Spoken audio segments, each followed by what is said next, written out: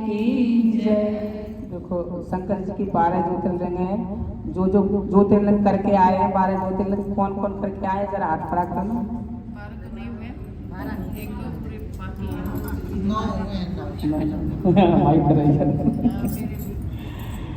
शंकर जी के 12 ज्योतिर्लिंग है। 12 ज्योतिर्लिंग के रोज अगर नाम लेने से और उनके दर्शन करने से बहुत पुण्य मिलता है। बोल शंकर भगवान की जय। सबसे पहला ज्योतिर्लिंग है सोमनाथ, गुजरात में। जो गुजरात गए हैं और जो सोमनाथ जी के दर्शन करके आए हैं उन्हें पता होगा सोमनाथ के पास ही द्वारकापुरी है। तो सोमनाथ जो जाते हैं वो द्वारकापुरी भी जरूर जाते हैं। आप होके आए हो ना। वो शंकर भगवान की जय। तो शंकर भगवान की जो भी ज्योतिर्लिंग है उनके पीछे कुछ न कुछ कहानी है। तो मैं एक एक ज्योतिर्लिंग की कहानी रोज बताऊंगी, ठीक है। एक एक ज्योतिर्लिंग की कहानी जितनी मेरे से आती है, मैं भी आपकी तरह अज्ञानी हूँ। जैसे आप सब हो वैसे ही मैं भी अज्ञानी हूँ, आपके जैसी हूँ। तो जितना आता है उतना मैं जरूर बताऊंगी। तो सोमनाथ में जो मंदिर बना है वो किस तरह बना है, इसके पीछे जो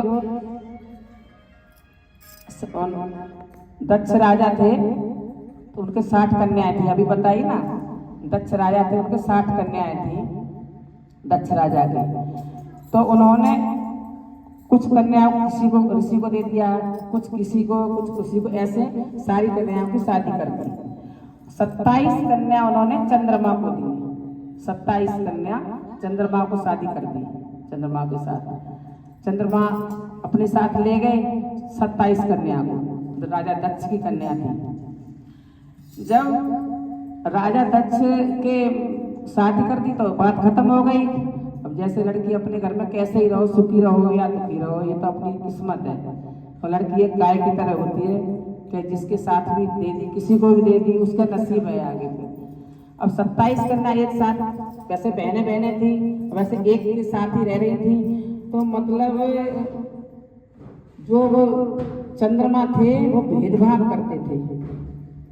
जो 27 कन्या में से एक थी रोहिणी नाम की कन्या उनकी, उससे बहुत प्यार करते थे। 26 को नहीं, 27 में जो रोहिणी थी उसे बहुत प्यार करते थे। तो जो 26 कन्या थी वो चिढ़ती थी, कहती थी कि मतलब ऐसा दुर्व्यवहार करते हैं हमारे साथ, हमसे बोलते नहीं हैं, बात नहीं करते हैं।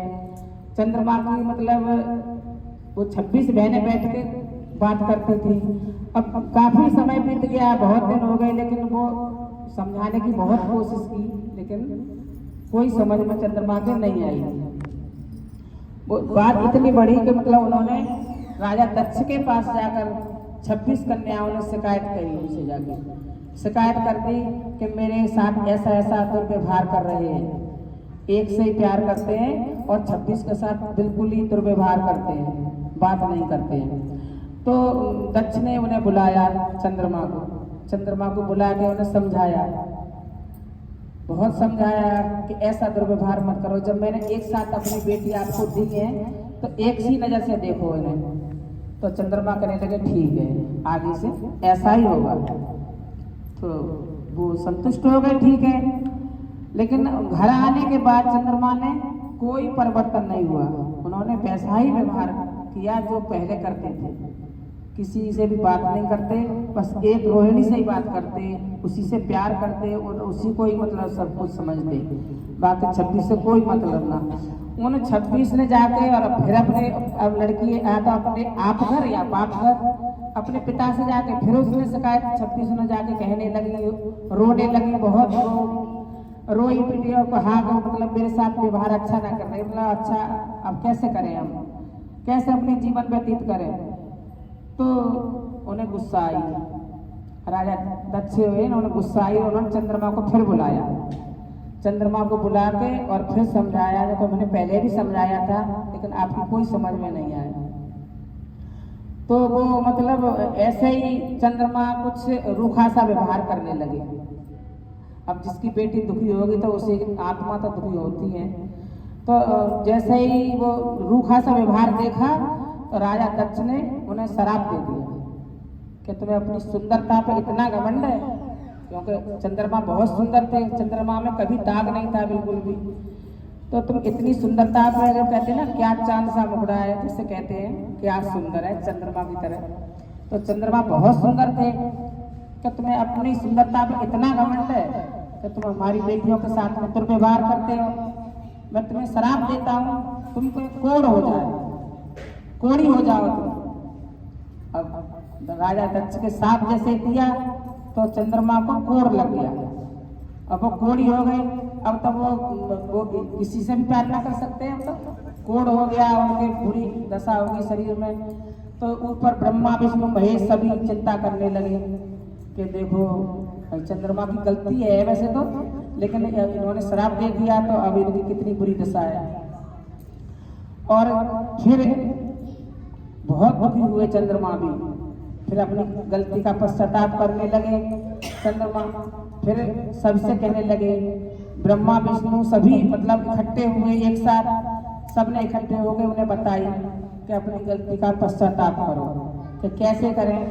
कि आप पार्थिव शिवलिंग बनाओ सोमनाथ में। तो सोमनाथ में जो स्थापना हुई है शिवलिंग की, तो चंद्रमा ने पहले, सबसे पहले चंद्रमा ने ही पूजा की है वहाँ पर। फिर चंद्रमा ने वहाँ पर शिवलिंग बनाए, फिर वहाँ पर पूजा की, और तब फिर शंकर जी प्रकट हुए। फिर शंकर जी प्रकट हो गए, फिर उन्होंने वरदान दिया। तब जब उनका कोढ़ जो था वो रोग ठीक हो गया, और फिर कहने लगे कि अब आगे से सही से रहना और अच्छा बर्ताव करना।